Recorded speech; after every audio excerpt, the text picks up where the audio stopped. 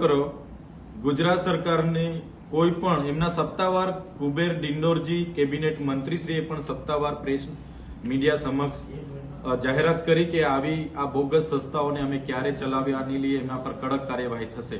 આજે નર્મદા જિલ્લા વહીવટી તંત્ર અને ગુજરાત સરકારે પણ આ સંસ્થા બોગસ ચાલતી હોય એનો મને પત્ર વ્યવહારથી જાણ કરવામાં આવી છે.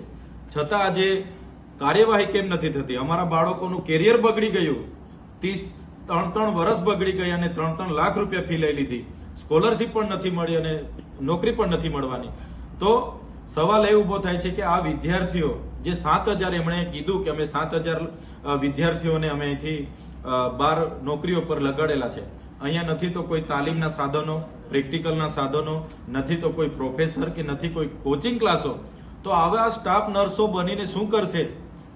એ જીવનો જોખમ જ છે ને દર્દીઓને. પછી એટલા માટે આમાં ગંભીરતા લેવામાં આવે અને આ સંસ્થાએ જે પણ કૌભાંડો ગેરરીતિઓ કરી છે આદિવાસી વિદ્યાર્થીઓ સાથે એમાં ન્યાય આપે એવી અમે માંગ કરીએ છીએ. અને ગુજરાતમાં આવી કેટલી સંસ્થાઓ ચાલે છે. છોટાઉદેપુરમાં કૃષ્ણા ઇન્સ્ટિટ્યૂટ, અંકલેશ્વરમાં નર્મદા ઇન્સ્ટિટ્યૂટ, આવી કેટલી સંસ્થાઓ ચાલે છે. તો સરકાર કેમ તપાસ નથી કરાવતી? કેમ ખાનગી રીતે આવી રીતના ચાલે છે? એમને કોની રહેમ નજર હેઠળ આ બધું ચાલે છે? કોના આશીર્વાદ છે?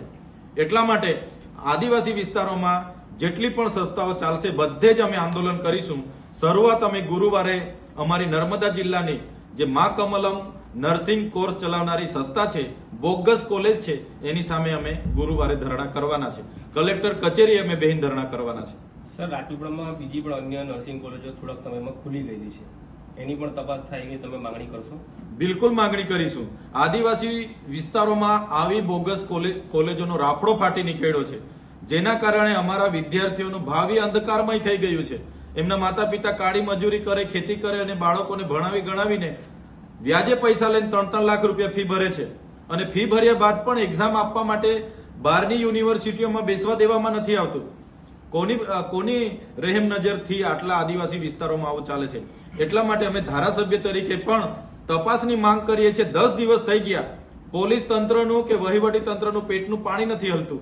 કુબેર ડિંડોરજી મંત્રીએ કીધું કે આમાં તપાસ કરાવો, કાયદેસરની કાર્યવાહી કરો, છતાં આ પ્રશાસનનું પેટનું પાણી નથી હલતું. તો અમે ધારાસભ્ય તરીકે આ વિદ્યાર્થીઓને ન્યાય માટે ગુરુવારે કલેક્ટર કચેરી ખાતે ધરણા પર બેસવાના છે.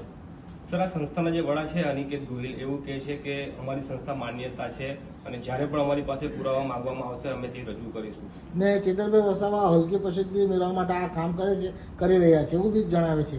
આ કોઈ રાજનીતિ નથી. આ અમારા સમાજના વિદ્યાર્થીઓના ભવિષ્યનો સવાલ છે. કાળી મજૂરી કરીને 3 લાખ રૂપિયા ફી ભર્યા છે અને સરકાર કહે છે કે આ બોગસ સંસ્થા છે, અમારું પરવાનગી આપણે લીધી નથી અને જે પણ વિદ્યાર્થીઓ અહીંયા ભણતા હશે એમને અમે સ્કોલરશીપ નહીં આપીએ, એમને સરકારી નોકરીમાં પણ એમની લાયકાત પાત્રતા ધરાવતી નથી. તો આનાથી વિશેષ શું જોઈએ છે? આ કોઈ રાજનીતિ નથી.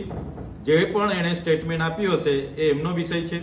અમારે તો અમારા વિદ્યાર્થીઓના જે ડોક્યુમેન્ટો ઓરિજિનલ એમની પાસે છે એ ડોક્યુમેન્ટ અમારે લેવાના છે અને 3 લાખ રૂપિયા જે ફી એમણે લીધી છે તે અમારે રિટર્ન લેવાની છે. અને વિદ્યાર્થીઓના 3 વર્ષ કેરિયર બનાવવાના અમૂલ્ય 3 વર્ષ એ ભાઈએ બગાડ્યા છે. તો આટલી બધી બેદરકારી અમારા વિદ્યાર્થીઓ સાથે થાય તો રાજનીતિ તો સાઈડ પર રહેશે, પણ એ ભાઈને અમે પછી છોડીશું નહીં. સરકાર કાર્યવાહી નહીં કરશે. ગુરુવારે અમે આવીએ છીએ. જો સરકાર કાર્યવાહી નહીં થશે તો પછી જોવાઈ જશે. શું તમે એમને પડકાર ફેંકશો કે તેઓ પોતાના ડોક્યુમેન્ટ લઈને જાહેરમાં બતાવવા માટે આવી જાય? તે પોતાના ડોક્યુમેન્ટ લઈને ગુજરાત સરકારમાં બતાવે. ગુજરાત સરકાર અમારા વિદ્યાર્થીઓને સ્કોલરશીપ નથી આપતી, અમારા વિદ્યાર્થીઓને 3 વર્ષ બગાડ્યા છે અને જે એમના તાલીમાર્થીઓ છે એમને સરકારી ભરતીઓમાં અમે પાત્રતા આપતા નથી એ ગુજરાત સરકાર કહે છે. એમણે ક્લિયર કરવું જોઈએ. 10 દિવસ અમે આપ્યા છે. 6 તારીખથી ચાલે છે. આજે 19 તારીખ થઈ ગઈ. તો આટલા 10-12 દિવસમાં શું કર્યું એણે આવવું જોઈએ, ખુલાસા કરવા જોઈએ. એટલા માટે આ બોગસ નકલી નર્સિંગ કોલેજો જે ચાલે છે આદિવાસી વિસ્તારોમાં એ અમે બંધ કરાવીશું અને અમારા વિદ્યાર્થીઓના કેરિયર સાથે ચેડા અમે ક્યારે નહીં ચલાવીએ. આજે અમે કલેક્ટરશ્રીને પણ હમણાં મળવા જઈએ છીએ અને ગુરુવારે કલેક્ટર કચેરીની સામે એમના દરવાજા પર અમે ધરણા દઈશું. ખાસ કરીને આટલી બધા છે આપણી પાસે, સરકાર કહે છે કે આ નકલી છે, એની માન્યતા નથી, તો કોઈ મોટા માથાની સંડોવણી લાગે છે? કેમ કાર્યવાહી નથી થતી? બિલકુલ. ગુજરાત સરકારના કેબિનેટ મંત્રી કુબેરજી ડિંડોરે સત્તાવાર રીતે પ્રેસમાં જાહેરાત કરી કે આ સંસ્થા બોગસ છે અને એવી બીજી પણ સંસ્થાઓ અમને નજરે આવશે તો અમે કડક કાર્યવાહી કરીશું. સાથે નર્મદા જિલ્લા વહીવટી તંત્રએ લેખિતમાં આપી દીધું કે આ સંસ્થા બોગસ છે. ગુજરાતના આરોગ્ય અને પરિવાર કલ્યાણ વિભાગે કહી દીધું કે આ સંસ્થા બોગસ છે. સાથે નર્સિંગ કાઉન્સિલ અમદાવાદે કહી દીધું કે આ સંસ્થા બોગસ છે. તો તંત્ર કોની રાહ જુએ છે આના પર કાર્યવાહી કરવા માટે? આદિવાસીઓના દીકરા દીકરીઓ આજે અટવાય છે. આજે કોઈ બીજા રહેતે તો આજે તો અહીંયા બહુ મોટા એ પ્રેસ કોન્ફરન્સો થઈ જતે. પણ મને લાગે છે બહુ મોટું પીઠબળ આ વ્યક્તિની પાછળ છે. આજે નર્મદા જિલ્લામાં એક પણ નેતા મગનું નામ મરી પાડવા તૈયાર નથી. આટલા બધા વિદ્યાર્થીઓ અટવાય છે. એના પરથી તમે વિચારી શકો કે આ વ્યક્તિ પાછળ કેટલા લોકો પડેલા હશે. 20 વર્ષથી ચાલે છે તો કોના આશીર્વાદ હશે? તો 20 વર્ષથી આવી બોગસ સંસ્થા આપણા વિસ્તારમાં ચાલી શકે. એટલા માટે જ અમે કહીએ છીએ આજે કલેક્ટર શ્રીને મળવા જઈએ છીએ. કલેક્ટર શ્રી શું જવાબ આપે છે? ગુરુવારે એમના દરવાજા પર ધારાસભ્ય ચૈતર વસાવા અને અમે તમામ ટીમ તમામ વિદ્યાર્થીઓ ધરણા પર બેસીશું. ઓકે.